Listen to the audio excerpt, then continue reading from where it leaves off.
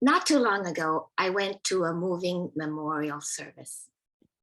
In a classic pandemic way, it was for a person I had never met except through Zoom. She was the 97-year-old mother of an equally wonderful woman who helps direct a local story swap that I love. Both are fabulous storytellers. I always look forward to the prospect of hearing the mom tell tales and recite poems. She had a bright spirit and a mischievous side to her as well. Though I was short on time, I run a quick errand an hour before the funeral, returned home, and decided I'd better very quickly change into something nicer than my jeans and top. I did so.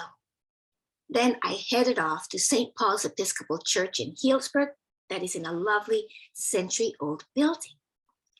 I walked to the front of one of the empty pews that was toward the front.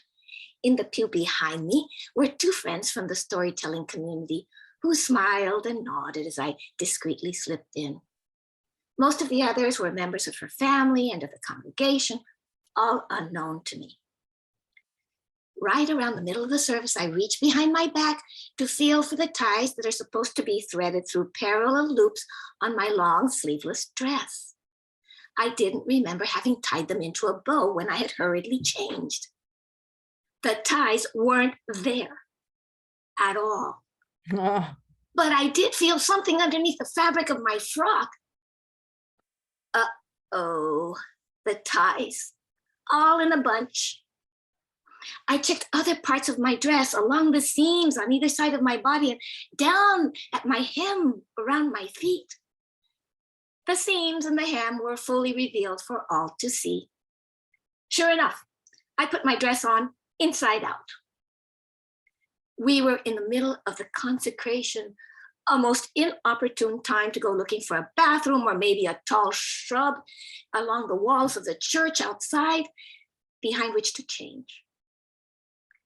Besides, the Spirit had blithely whispered to me, "Naked you come to this earth, and naked shall you leave." And in a more worldly tone, "Why make a fuss over something like this?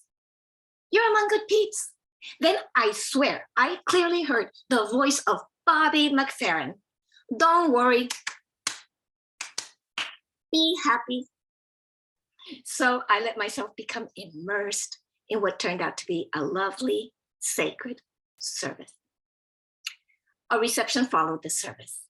The exit nearest me led conveniently through a passageway to a door that opened onto a hallway that in turn, before spilling out into the church hall, directly led to another door in the center of which was a most welcome sign: women.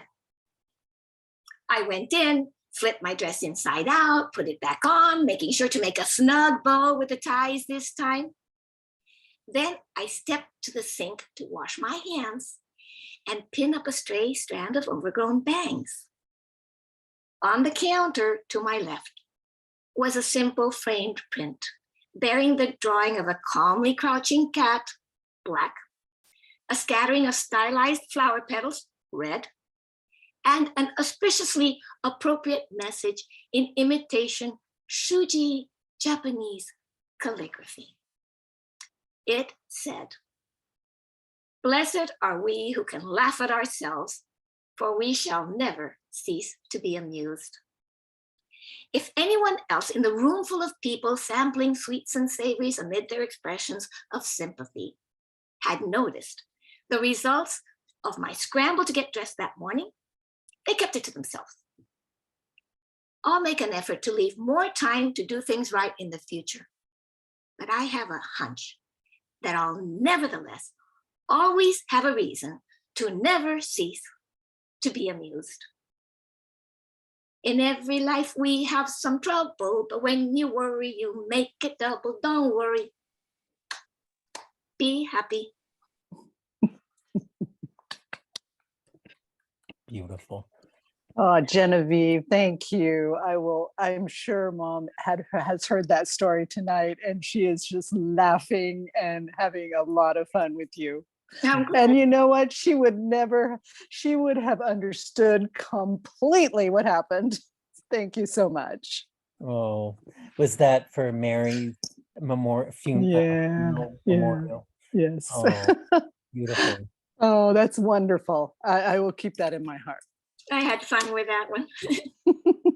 Yes, I imagine. And I Oh, am, that's by the great. way, wearing the dress, and there are the ties. Hey, Excellent. oh, That's great. well, let's bring up our tellers.